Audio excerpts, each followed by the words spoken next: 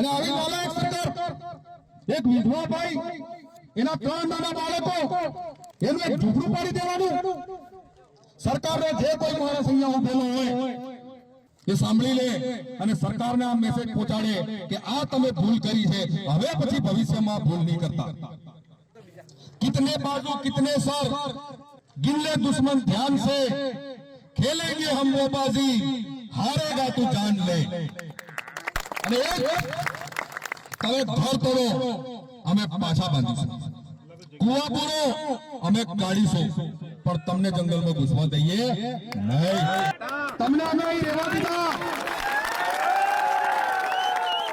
તમને અમદાવાદમાં રહેવા દીધા વડોદરામાં રહેવા દીધા સુરતમાં રહેવા દીધા તમને અંબાજીમાં રહેવા દીધા અને અમે જંગલોમાં રહેતા થયા હવે તમે જો અમારી જમીન પર નજર બગાડશો તો અમે તમને કઈ નહીં રહેવા દઈએ સરકારને હું ચેલેન્જ કરું છું અહીં બેઠા જો સરકારને હજી પણ કહું છું જે બી આઈબી નો માણસ હોય સરકારનો માણસ હોય બેઠેલો હોય આ મારો મેસેજ પહોંચાડે આ એફઆઈઆર આ ફોરેસ્ટ ડિપાર્ટમેન્ટ અને પોલીસ ડિપાર્ટમેન્ટ પર સરકાર જાતે કરે એ આદિજાતિ મંત્રીનો હું ચેલેન્જ કરું છું કે એના સેક્રેટરીને કે ત્યાં ફોરેસ્ટ અને પોલીસ ડિપાર્ટમેન્ટ પર એફઆઈઆર દાખલ કરે અને જો ના કરે તો એને પોતાનું પદ છોડ દેવું જોઈએ પોતાને આદિવાસી કહેવાનું બંધ કરી દેવું જોઈએ અને જો માનને ના કરે પદ ના છોડે તો આના દાતા તાલુકામાં એને ઘૂસવા જ દો એ આદિજાતિ મંત્રીને ઘૂસવા નહીં દેવા હું પોલીસ અને ફોરેસ્ટ ડિપાર્ટમેન્ટના અધિકારીઓ કર્મચારીઓને કહેવા માંગુ છું કે સરકાર દ્વારા જે ગેરબંધારણીય અને ગેરકાનૂની હુકમ તમને કરવામાં આવે છે એનો ઇનકાર કરવાનો ચાલુ કરો નહીં તો તમારા છોરો ભાઈનો કોઈ ઠેકાણે નહીં રહેના નિશાસન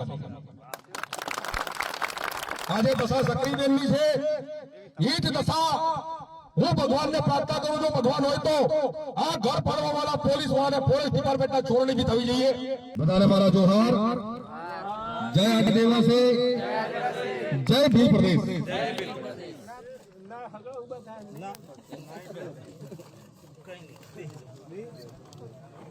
આ ગુજરાતની નાલાયક નપુસંક અને સંવેદનહીન સરકારનો હું આજે આભાર માનું અને આભાર એટલે માનું કે અમારામાં સુતેલો બિરસા મુંડા તમે આજે સક્રીબેન નું ઘર પાડીને જગાડી દીધું જે રીતે આપણે લડવાનું ભૂલી ગયા હતા એ લડવાનું તમે અમને શીખવાડી દીધું આજે આખા દેશનો આદિવાસી ખતરામાં ખાલી આ પાડેલિયાનો જ નહીં ભારતના ખૂણે ખૂણાનો આદિવાસી ખતરામાં સરકાર આપણને દેખાડવા માટે જંગલ અધિનિયમ કાયદો બનાવે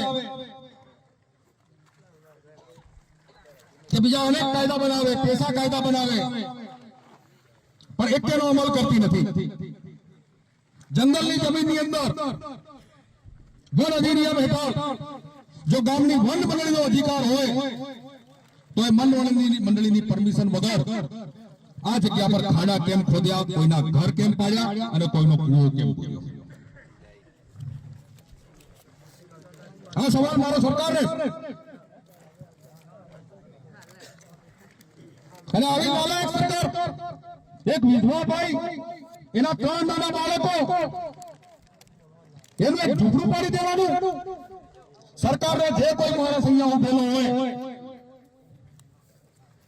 એ સાંભળી લે અને સરકારને આ મેસેજ પહોંચાડે કે આ તમે ભૂલ કરી છે હવે પછી ભવિષ્યમાં ભૂલ નહીં કરતા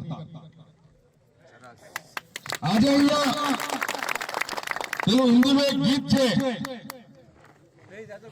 कितने बाजू कितने सर गिन ले दुश्मन ध्यान से खेलेंगे हम वो बाजी हारेगा तू जान ले અને તમે ઘર તોડો અમે પાછા બાંધીશું કુવા પૂરો અમે કાઢીશું પણ તમને જંગલમાં ઘૂસવા દઈએ નહીં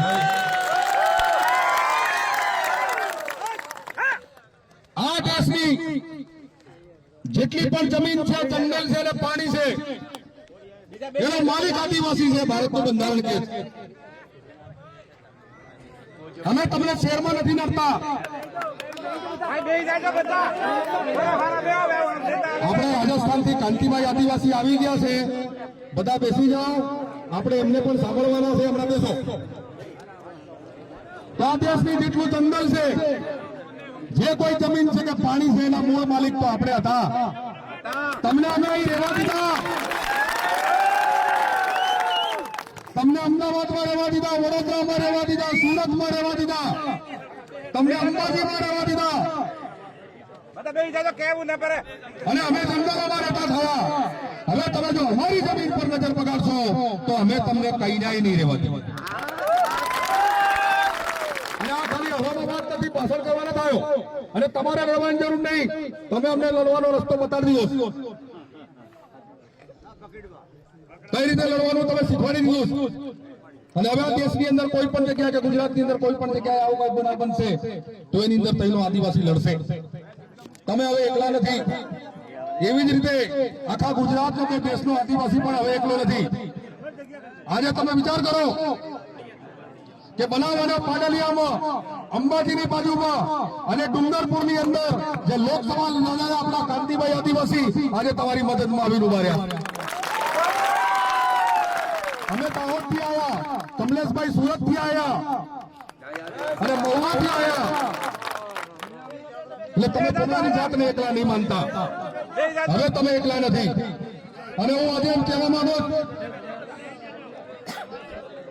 અહીંયા જે ઘર બનાવવા માટે જગદીશભાઈએ જે વાત કરી કે જયારે આમનું ખોરડું તોડી આપવામાં આવ્યું છે સક્રીબેનનું, અને એમનું ખોરડું આપણે ઊભું કરી આવવાનું છે, પાકું ઊભું કરી આવવાનું છે.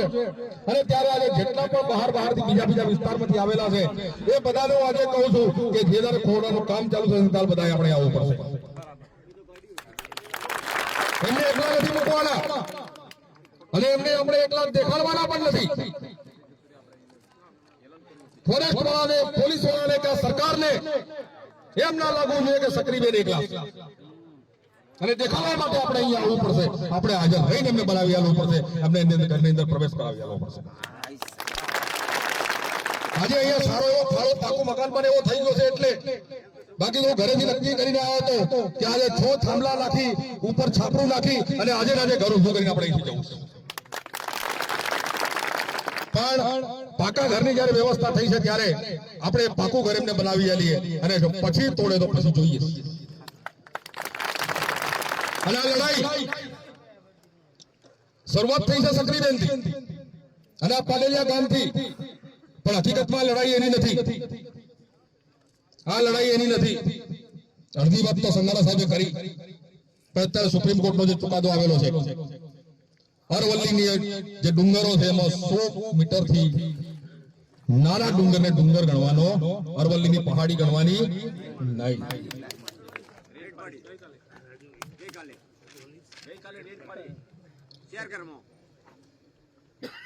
આ નાલાયકોને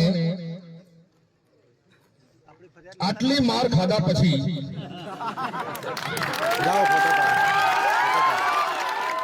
હજી ભાન નથી તો એમને શું જોઈએ છે?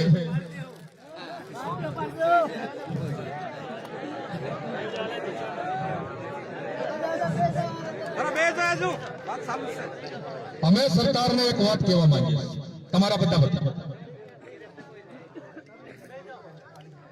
સરકારે 27 નામજોગ અને 500 ના ટોળા પર એફઆઈઆર કરી 13 તારીખના બનાવ બાબત અને ફરિયાદ એટલે દાખલ કરી કે આપણે એમના પર હુમલો કર્યો. તો કાયદાની અંદર એવી જોગવાઈ છે કે કોઈ વ્યક્તિને ઉશ્કેરવો એ પણ ગુનો કહેવાય. સાચી વાત કે ખોટી વાત?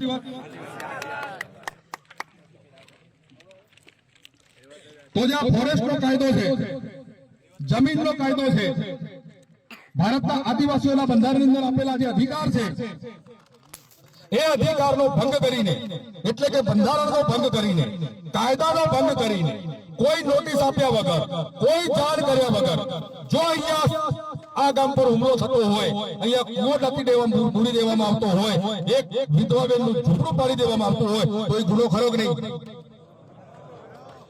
અને એ ગુનો કરીને આપણને ઉશ્કેર્યા અને ઉશ્કેર્યા પછી માર ખાવો પડે કે નહીં ખાવો પડે? તો આપણને ઉશ્કેરવાના, ગેરકાયદેસર રીતે આપણી જમીનમાં ઘૂસણખોરી કરવાના ગુના હેઠળ એમના પર એફઆઈઆર થવી જોઈએ, જગદીશભાઈએ વાત કરી. અને એફઆઈઆર સરકારને હું ચેલેન્જ કરું છું અહીં બેઠા. જો સરકારને હજી પણ કહું છું, જે બી આઈબી નો માણસ હોય, સરકારનો માણસ હોય બેઠેલો હોય, આ મારો મેસેજ પહોંચાડે. આ એફઆઈઆર આ ફોરેસ્ટ ડિપાર્ટમેન્ટ અને પોલીસ ડિપાર્ટમેન્ટ પર સરકાર જાતે કરે. જો એમ કહેતી હોય કે અમે આદિવાસીના હિતેચ્છુ છીએ એમ તો ડીએસપી અને કલેક્ટર ઉપર બી થયું. આ આદિજાતિ મંત્રી જે બેઠેલા સાંભળો, એ આદિજાતિ મંત્રીનો હું ચેલેન્જ કરું છું કે એના સેક્રેટરીને કે આ ફોરેસ્ટ અને પોલીસ ડિપાર્ટમેન્ટ પર એફઆઈઆર દાખલ કરે. અને જો ના કરે તો એને પોતાનું પદ છોડ દેવું જોઈએ, પોતાને આદિવાસી કહેવાનું બંધ કરી દેવું જોઈએ.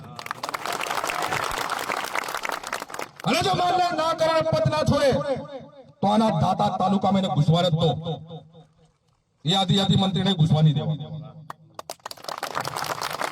મોટો ભગત છે, મંદિરમાં આવે તોય ઘેરજો, એટલે ઘેરીને પછી અમને બૂમ પાડજો, અમે આવો. એટલે આ કર્યા વગર હવે આપણે છૂટકો નથી. એટલે મેં તમારો ઘણો સમય લીધો. સક્રિયબેનનું દુઃખ આખા ગુજરાતના આદિવાસીઓનું, આખા ભીલ પ્રદેશના આદિવાસીઓનું નથી, આખા દેશના આદિવાસીઓનું છે. દેશના ખૂણે ખૂણે આદિવાસીઓ પર આવા અત્યાચાર થઈ રહ્યા છે. અને ત્યારે આ જ રીતે આપણે ભેગા થઈને એમની સામે લડવું પડશે. અને આ જે રેડ પાડવા વાળા પોલીસ વાળા જે કોઈ છે, હું પોલીસ અને ફોરેસ્ટ ડિપાર્ટમેન્ટના અધિકારીઓ, કર્મચારીઓને કહેવા માંગુ છું કે સરકાર દ્વારા જે ગેરબંધારણીય અને ગેરકાનૂની હુકમ તમને કરવામાં આવે છે એનો ઇનકાર કરવાનો ચાલુ કરો, નહીં તો તમારા છોરો બૈરાનો કોઈ ઠેકાણે નહીં રહેના નિશાસન. આજે દશા સક્રિયબેનની છે, એ જ દશા હું ભગવાનને પ્રાર્થના કરું છું, ભગવાન હોય તો આ ઘર પાડવા વાળા પોલીસ વાળા ફોરેસ્ટ ડિપાર્ટમેન્ટના ચોરણી બી થવી જોઈએ. સાલાઓને બિલકુલ શરમ નથી, આટલી નાલાયકી કોના પર મરદાનગી બતાવવા માટે આવ્યા હતા? એટલે એમની દશા એવી થવી જોઈએ. વધારે કે કેવું નથી, ગુસ્સો ઘણો અને કદાચ બની શકે કે અમે થી આવી જાય, ગુસ્સાનું પરિણામ તમારે ભોગવવું પડે. પણ હવે ગભરાતા નહીં, આવી જાઓ. જય આદિવાસી.